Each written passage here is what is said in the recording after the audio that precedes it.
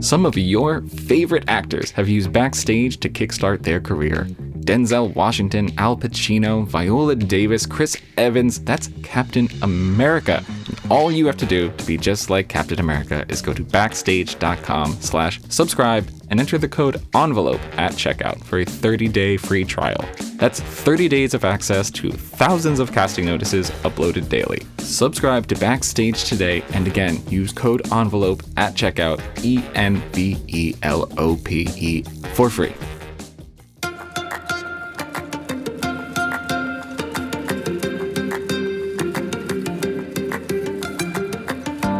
I think that moving forward, I just want to find those people that share my values to work with and continue to share stories and create art, because that's what artists are meant to do. They're meant to like talk about the state of the world and create art to make people think and make people feel.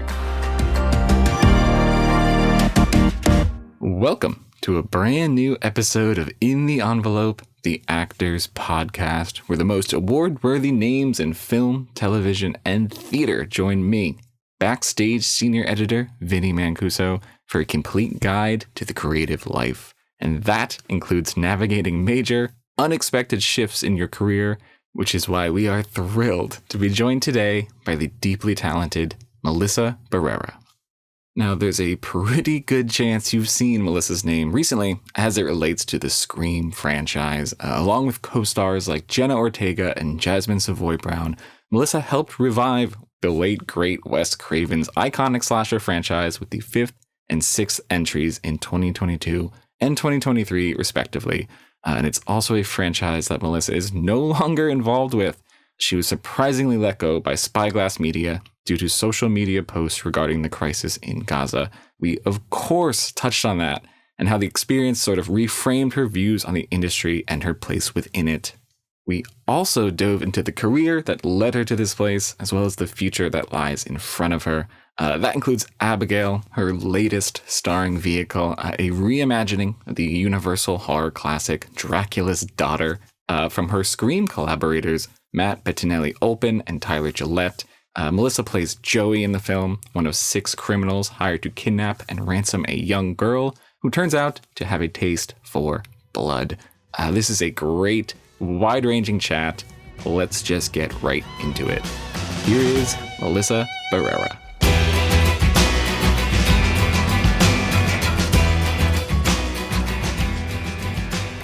Melissa, how are you doing? I'm so happy to hear that you are done for the day. I'm glad to hear that we are your last for the day, and it's a pleasure to meet you. Nice to meet you too. Thank you. I feel like you're in the middle of a Abigail whirlwind. You are doing interviews, you're traveling, you're talking to a lot of people. How do you find that promotional time of a person comes in, you have a conversation, a person comes in, have a conversation? What is that? How do you feel about that? It can be draining, to do that, because we do that all day long. And you're mostly answering the same questions over and over again. But it's always really nice when the people that are interviewing you actually like the movie. And so it makes it easier. And this has been the case for Abigail. I think people are they're like genuinely enjoying it. And we can see the excitement when they come in the room. And so that at least, makes it nice, to chat about it, because we really loved making it. We really loved the movie and how it turned out. So when it's well received, it's always nice. Amazing. Well, good news for you. I did see Abigail. I did love Abigail. It is the type of movie that demands, just seeing it with a crowd, seeing it with people. You want the reaction. I think that, that it ups it. It's the type of movie I cannot wait to get into it. I do want to ask, because I was going through tons of your old interviews to prepare for this, stuff you said in the past. And there's something I found really interesting. I think you were talking to the New York Times many, many years ago, talking about media junkets. I don't want to talk too much about talking, but yeah. I just found it interesting that you mentioned something about how you, at the time, saw them as another chance to act, to sort of take on a role and play someone else. So I am curious about that, as the person on the other side of the screen, talked to a lot of actors, I'm always curious about where you're getting practice, training. I'm curious how you see that nowadays, the act of talking to people as acting training. I mean, there is a part of it where you kind of like put on the happy face, because Doing press is, I'm not going to lie, not my favorite part of the process. I really enjoy, making a movie and the whole rehearsal process, the execution of it. That's my favorite part. And then so much time passes between you go into press and sometimes you just gotta keep the energy up and make sure that I don't know, like I've seen so many people in the industry that just seem so uninterested in promoting their film. And I just think that is not a good look. So no matter what, if you're tired or whatever, because you've been doing this for 7 hours straight and you're answering the same questions, you got to keep it interesting. So it's like acting in a way, because when you're acting, you're doing a scene 50 times and each time it has to feel fresh. So that's the similarity of it all. Like you have to figure out a way to answer the same question in a different way and make it feel like the first time that you're answering it. And so I think that's probably what I meant. I also really love playing, like dressing up during press and like playing with hair and makeup. Like that also makes me look forward to press days, because it's a way of like, this is not my regular look, like at all on a daily. So it's kind of like the character of the actress that is promoting a film that I get to put on and play. And I love that. Well, we are very interested in who you are as an actor. The road that got you to Abigail. At Backstage, we are a place for actors, aspiring actors, people at the beginning of their career. So I do want to start, all the way at the beginning. And I was reading old interviews of yours, stuff you've mentioned, and something I sort of zeroed in on is that you mentioned that as a kid you were painfully shy. That's something we hear a lot.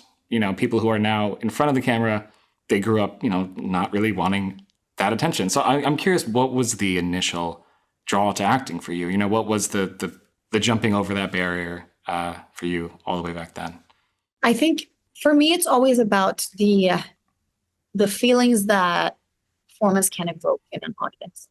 I grew up mostly like in sports. I played basketball my whole life. I ran track when I was younger. I was in dance classes, and that was kind of like a thing. And it was you're part of a team. You're part of a group. So it's not like spotlight is on you. You're kind of just like one of the bunch. And I went to a school that had a really good arts program, and there was constant like plays and musicals that were being put on. And I would always go and see them, and I would just be thrilled watching these kids that were like my age or a little bit older playing these characters and telling these stories, and what they made me feel always like stuck with me for days afterwards. And I would dream about it and I would think about it, and I would always wish that I was on the stage with them. And I think eventually it got to the point where I was like, I'm just gonna go audition. And I like took my whole basketball team with me, because obviously I didn't want to go by myself. So I made them all come with me, and we all auditioned. And a few of us got in. We were, in the ensemble of The Wizard of Oz. And that was like my first kind of musical that I did. And I just fell in love with it. Like the whole kind of ritual of doing theater, the rehearsal process, the bonding, the coming out of your shell, the lovingness of theater people, the acceptance of everyone, like everyone is welcome thing. And I think that was my way in. I wanted to make people feel the way that I was feeling watching shows. I was like, I love this feeling.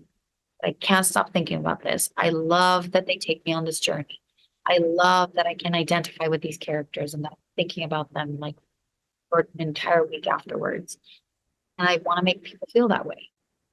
You have a ton of, a ton of play experience, in your early days, your educational days. You were American School Foundation of Monterey. You did stuff like Grease, Aida, Footloose. You NYU Cap 21 as well. You did stuff like Sweet Charity, Caucasian Chalk Circle, stuff like that. I'm curious if there's any early performance for you where things, maybe crystallized, or if you have a foundational moment, or, anything where it went from something you really wanted to do to like, oh, I'm developing a process. I'm developing a a presence. I'm developing who I am as an actor. And it wasn't just, I want to do this. It's, I can do this and this is how I'm going to do it. I did when I was 17. I did like a regional production of a French musical. It was an adaptation of Romeo and Juliet. And that was like my first paid job. And I was 17. I think I turned 18 during the performances. And that was my first kind of professional experience. And because it was like a regional production, but I had still like gone out and auditioned, and I had been auditioning for a while, like no luck, but I got cast in that as Juliet, and I got the experience of like rehearsing for a professional show and having like 8 shows a week, and I was like, applying for colleges and school at the same time and all of that, and I just loved the life, and I was like, I could do this, like I think I could actually do this for the rest of my life. It's not just like a dream anymore. It's not just like a hobby. I saw it as like, this is actually something that I could make a living out of.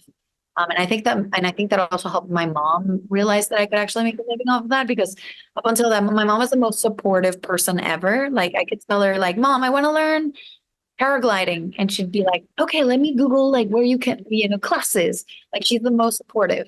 But that, I think, the theater and the acting of it, there was just like no one around us that did that professionally. Like no one that we knew, no one in my hometown. So it didn't feel real. And when I did that show, I think she realized like, oh wow, okay, she's actually good. She got cast in that she could do that. And I was already on my way to like applying for schools, and that I was going to audition for like musical theater programs. That really helped solidify her support. And then after I did that, my senior year of high school, I did AIDA in school.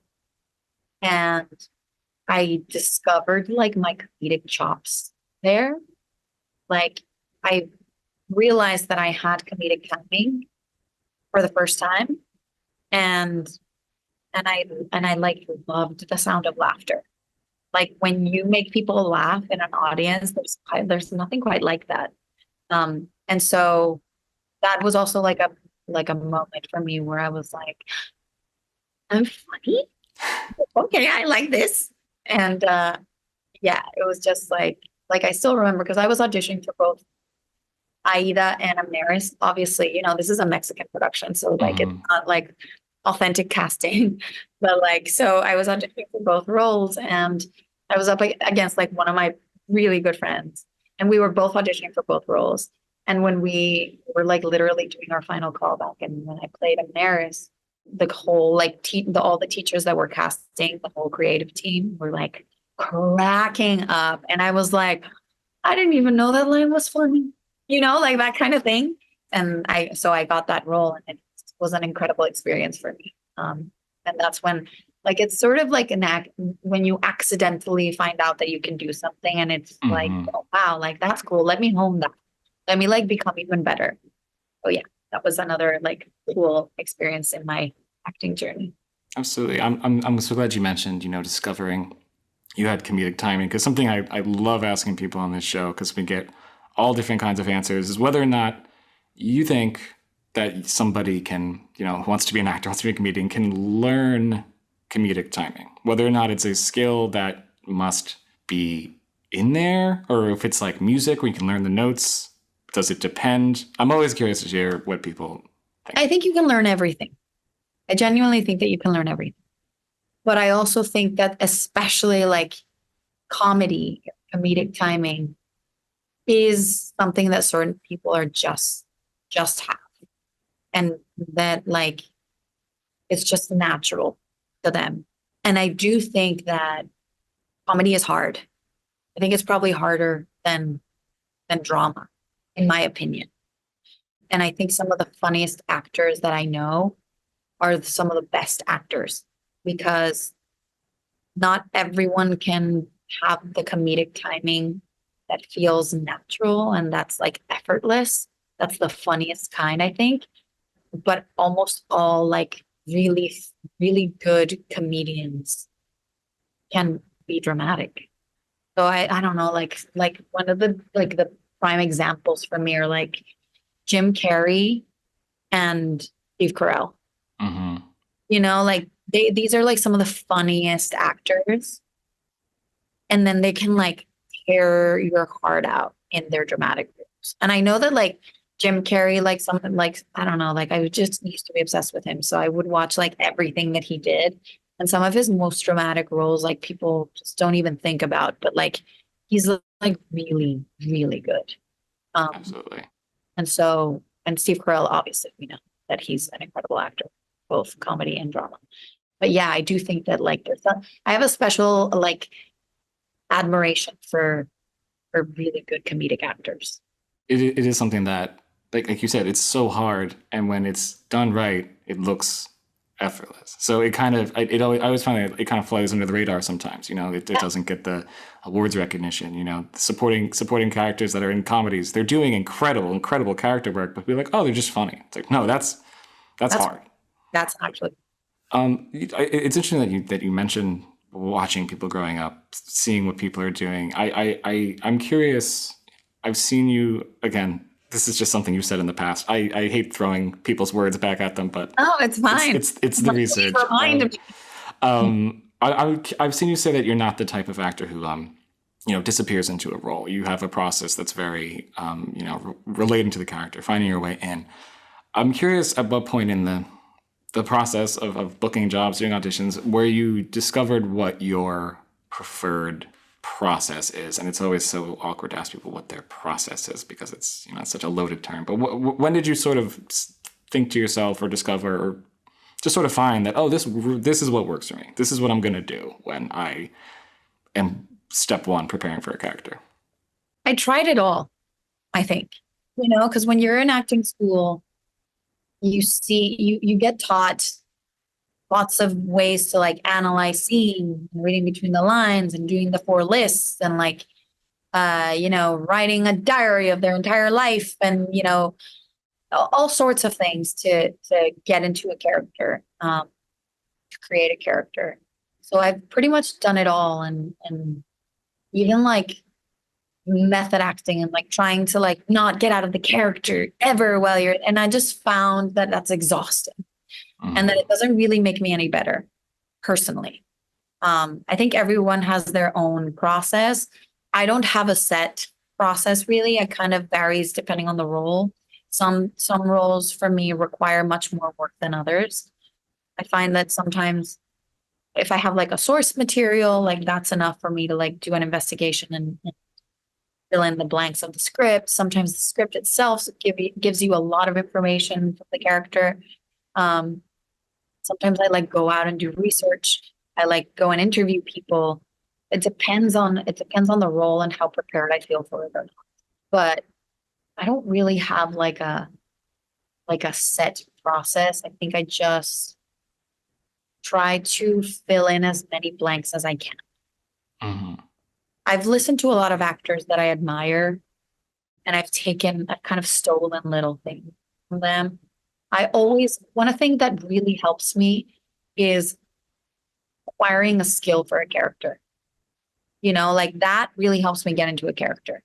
If I have to learn something that the character knows how to do and I don't, as Melissa, that in itself is a very good way for me to like get into the skin of a new character. But as I've gotten older and as I've worked more, I think I've gotten less intense about it. And I used to, for example, I used to like do so much writing and fill my scripts up with like thoughts and monologues and ideas and reading between the lines and a little back history and like what she's thinking, the inner monologue, like all of these things I would write down. And that helped. But then I would like be so in my head and if I had like an emotional scene, I'd start getting ready for it like from the night before. And I was just like miserable, I wasn't like really like having fun on set. And it was when I was doing this movie in New Mexico that I was playing like a recovering addict. And I'd gotten to interview a lot of the the women that this character was based off of, and I got to meet their families, and I had gotten to explore, this Albuquerque, which is where it was based in. And I was like, wow, if I'm in character for like full month that we're shooting this, it was 16 days, but like I was there for a month. I'm gonna be miserable. This might like really take a toll on me. So I was like, I'm gonna like risk it, and I'm gonna just trust that all the work that I've done is gonna show up when they call action, and I'm gonna try to just like have fun. And I did that, and it worked. And I was like, okay, cool. I don't ever have to like stress and feel like I have to be miserable and in character all the time to, deliver a good performance. So yeah, I don't know. I try to have more fun nowadays. I try to like do the work beforehand, so that when I show up, I can literally just have fun. And I never take the character home with me. I'm always like, take the clothes off, character stays there in the dressing room or in the trailer. And I can just go home and I can sleep. I can like rest and I can get ready for the next day. I think that is the healthy way to approach to the job. People love hearing stories of like method and like how intense people are. Oh, I know. Like honestly, like that doesn't always necessarily mean that that's a better performance, but people love the intensity. I think it's just easier, because acting, it's hard to understand how people do it, and I think it's just easier when people are like, oh, I did this, it's just easy to understand, it's just like, oh, well, that makes sense. But when someone's like, I didn't feel this thing, they called action, and then I felt it. That takes, again, it's kind of like the comedy thing. That takes a lot of work to get to that place. But it sounds like, oh, so it's easy for you? No, it's not easy. It's just, I don't want to torture myself. Yeah, exactly. And I find like, I love listening to Olivia Colman talk because I think she's so incredible in everything that she does. So present and so relaxed is what I find. Like she's so relaxed in front of the camera. And I think the more relaxed you are, the more truthful you can be, and the easier you can access like your emotions. So that's key. And she just is always so relaxed on camera. And you ask her, like, what did you do? They ask her, like, what did you do to prepare to this? She was like, I learned my lines. No, that doesn't mean that that's the best process for everyone. She's obviously like very gifted and she's just good. Mm-hmm. But it just goes to show that you don't, like, not everyone needs to do the most to get a good performance. I am curious because, when it comes to the many things in your skill set, you're trained in musical theater. And like you mentioned, your background is sort of comedy and soaps and stuff like that. But you've been really delving into the horror genre. And I'm curious, the sort of choreography of horror, the sort of theatricality of horror. What are some specific sort of like things that you're trained in, good at, that are kind of have surprisingly helped in doing this very, physically intense horror that you've been doing over the past couple of years? Exactly that, like being physical. I've always been very physical my entire life. I've always been very active. I played basketball. I danced. When I was in college, I also trained. And to this day, I work out a lot. And so I think just keeping my body in the best and the most agile shape really helps me to feel that I'm like ready for whatever gets thrown at me. And especially in horror where there's like so much chasing and fight sequences and, struggles and all of that. And I like to do as much of my stunts as they allow me to do.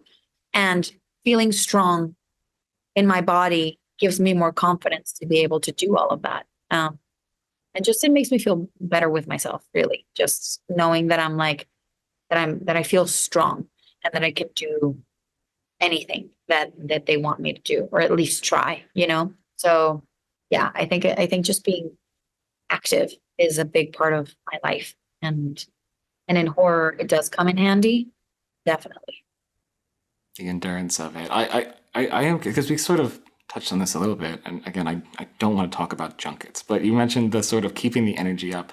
So with something like Abigail specifically, it's a movie that's, it's heavy on practicality. It's heavy on sets and, really dirtying up those sets.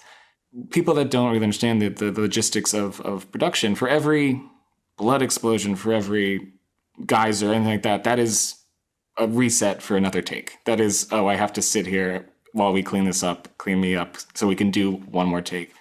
Can you tell me a little bit about those in between periods where it's go, go, go, big blood everywhere, blood spray, and then you're like, oh, we didn't quite get it. The focus was off. The focus was this. Sitting in that moment and being like, I have to keep the energy up. I have to stay, not in the character, but stay present while they clean the blood off the sheets. What is that like for you? Keeping it take. I'm like Matt and Tyler would attest to this, that I'm huge on emotional continuity. To me, because it's one of my biggest pet peeves when you have a character that's like yelling outside and they walk inside the house and they look like bored. I'm like, literally, your face was red. You were just yelling and so I'm always asking, remind me where we just came from, because we don't shoot in order, right? I'm like, what was the last thing? What and who was I with and what did I say and how did I leave? What was the pace of the running so that I can do the exact same pace as I'm coming into this? That to me is very important. So I'm very good, I think, because I'm very OCD about continuity, about keeping the energy. And I rarely go back to my trailer, to my room. I always stay on set. I like being on set. I like seeing how people do their jobs. I like hanging at the monitor. I like learning about lighting, and I like just hanging out with the directors. And Matt and Tyler create that kind of set where you can just hang out and everyone's just wants to be there. So that really helps. Not leaving and sitting down and taking a nap. I can't take naps ever during production, because I'm like, my eyes are gonna stick together. I'm gonna look like I just took a nap. My eyes are gonna swell. So I'm just there, and I like to be on set. We have a lot of fun.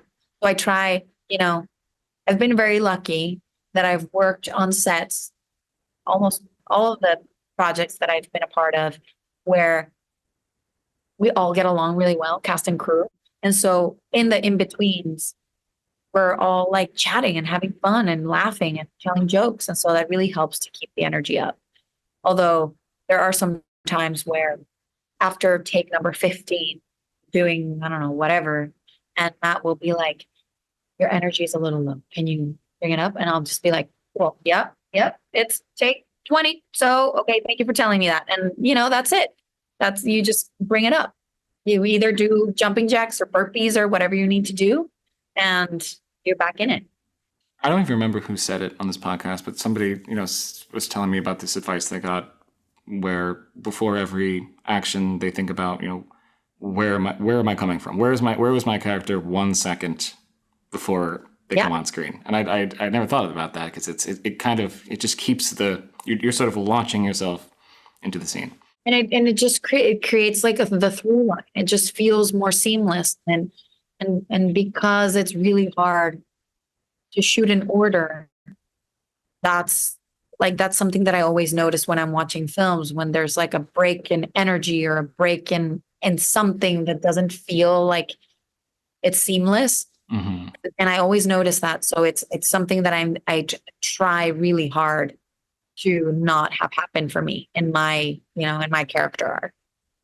There's a scene at the sort of the front end of Abigail, before it gets to the turn, to where it is, before it dials itself up, where it's just sort of your character sort of very artfully delivering exposition, in a very cinematic way, and it's just you and the cast, Dan Stevens, Catherine Newton, just in a room and talking. So I am curious, on the opposite end of the spectrum from the big bombastic things, it's almost theater-like, and I'm curious what that's like for you in front of a camera, where it's just you and the actors, and you're just sort of playing off each other's energies. How do you? I don't want to say how do you prepare for that, but how does that differ for you than these big physical things, where it's the challenge is be dynamic on screen by just existing? It is very theatrical. There's a lot of really long scenes in this movie, where you have all the six stooges, it's bouncing back and forth. And that scene where I'm kind of reading everyone, and telling them you're this and you're that. That was like the second day of shooting. That was like the first scene that we shot. And I was really nervous about that because I was like, I'm establishing who Joey is in this scene. And I had no idea who Joey was still, So that was for me like the scene where I was like, all right, don't fuck this up. Because this is like the first time that we really see her talk. And we're gonna know a lot about who she is because of the way that she is reading everyone. And it was fun because I had everyone there to play with, and everyone's reactions were surprising to me. Because you come in, obviously, I've studied the script, I've read the lines, I know my lines, and I know everybody else's lines. And sometimes you kind of can tell how someone is going to deliver their lines because not everyone is like doing crazy things all the time. But I think in this specific movie, I was just constantly shocked and amazed by how all of my co-stars were doing unexpected things with their characters. I had this idea coming in of what all these characters were going to be, and they just all like turned them on their heads. And that kept it really interesting for me. Like as Joey is kind of like the most like straightforward of them all. She's kind of like the emotional pillar in the movie. She's in a drama and everybody else is in like a wacky horror. And so my job was to keep it all very grounded and very real and very like high stakes so that everyone else around me could play. So yeah, it was cool. I love those. I love those big talk scenes, even though they're like tedious because it takes, especially when you have so many characters, there's a lot of coverage. So it took us like 3 days to shoot that scene. It's super fun because it does feel like I'm going back to my theater days. I love like long talky scenes are my favorite. But I also love showing up to set and being like, looking at the sides and being like, "Woo, no lines today. Awesome." I can, like I just have to drag myself on the ground and slip in blood. And like, that's also cool. I also enjoy that. It's part of the job. I am curious because of your theatrical background. I've talked to a lot of people who do theater where they sort of say, I learn as I go along. I have a better idea of who the character is at closing than opening. When you do have a scene in a film like that where it's very important, but it's day 2 and you have to nail this shot.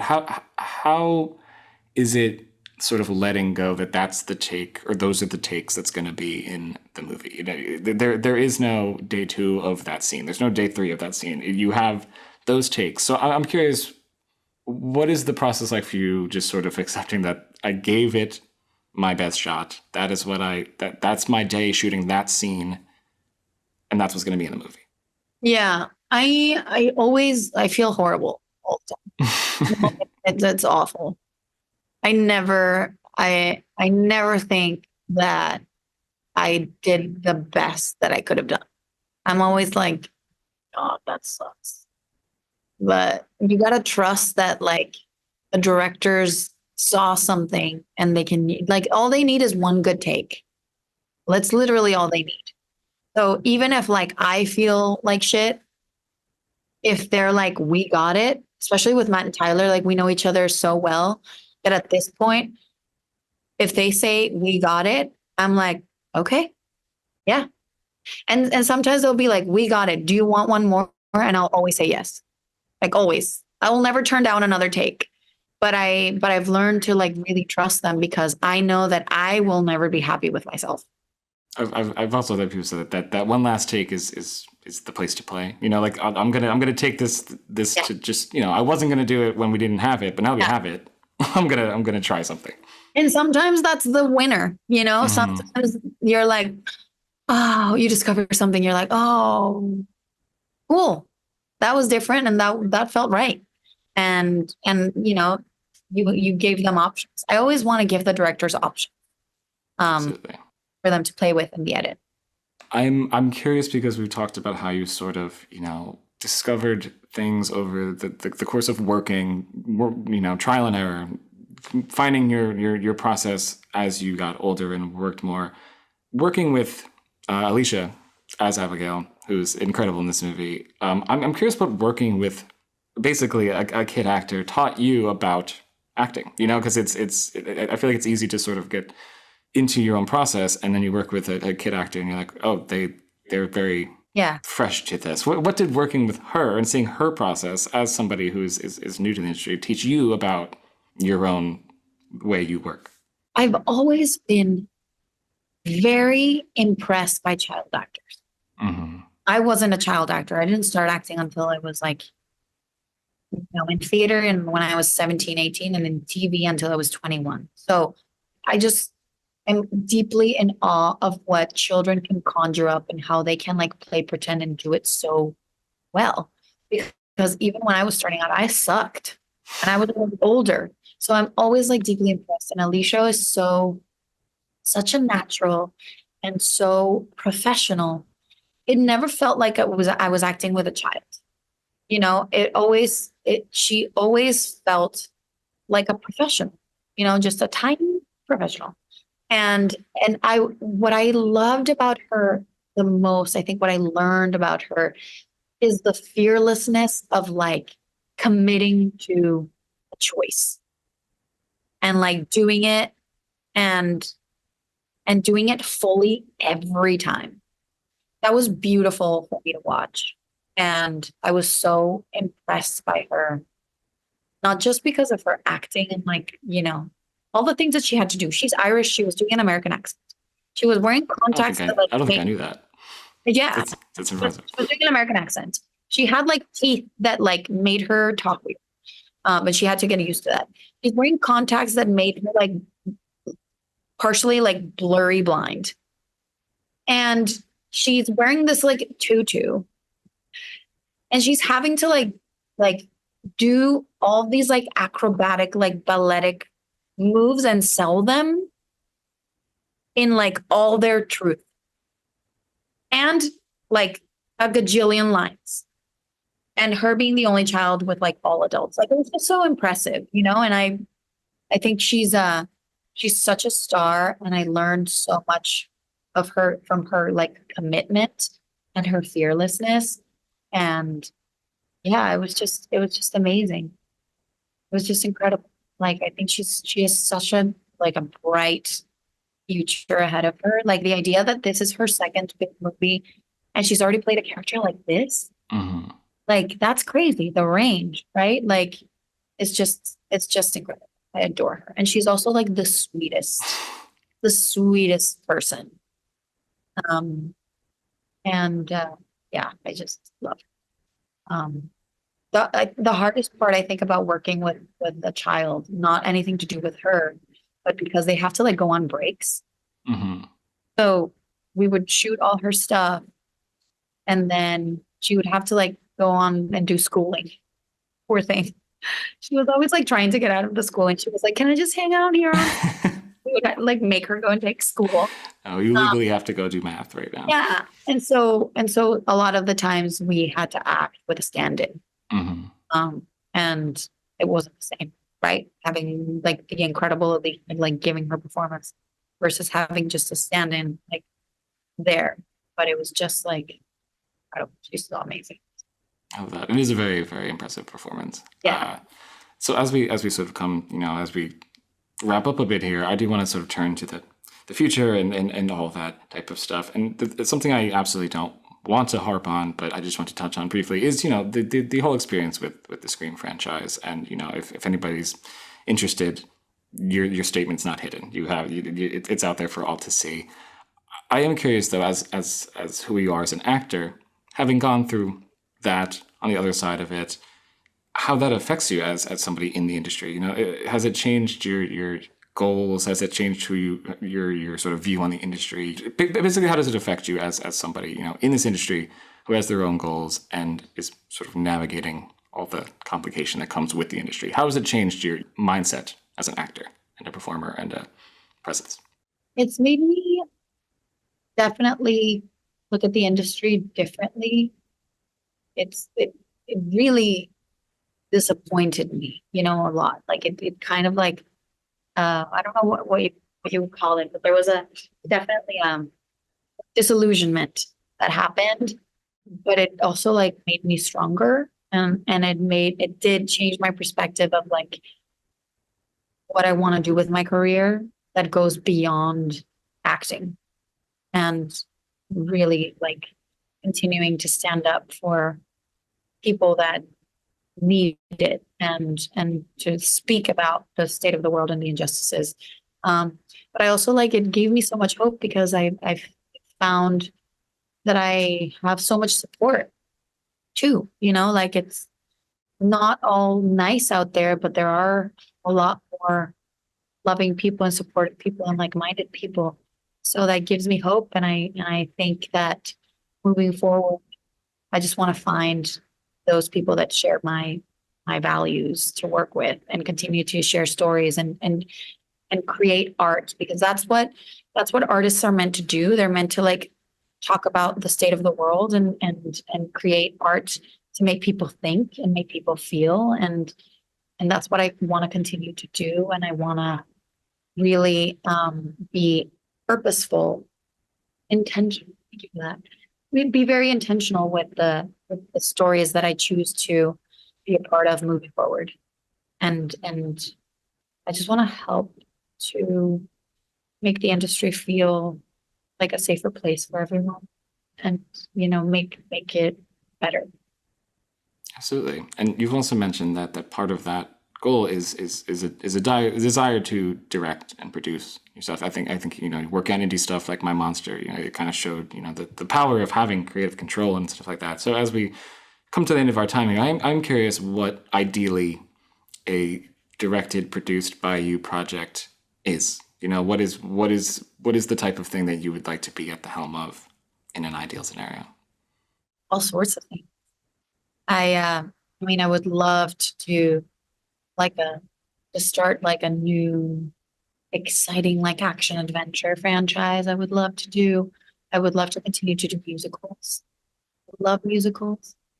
I would love to also continue to expand on Latin representation in Hollywood and continue to elevate Latino voices, and just like compelling stories, compelling characters, stories that are aspirational and hopeful and that showcase the best of humanity. That's also, I think, important. Amazing. Yeah. Melissa, thank you so much for being here. I think by the time it's coming out, Abigail will be in its second week. See it again if you must. See it for the first time. It is truly, truly a joy, a gem. It's the type of movies that I love to see in theaters because it's just that original mid-budget type thing that is just, we need more of. Yeah. So it's a pleasure to meet you. So nice to meet you too.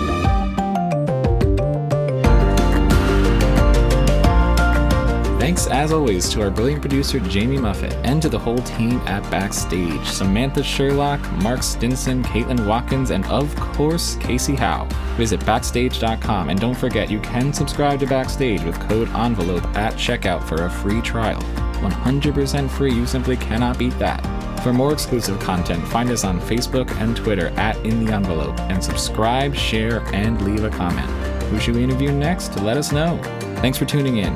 We'll see you next time for another peek in the envelope.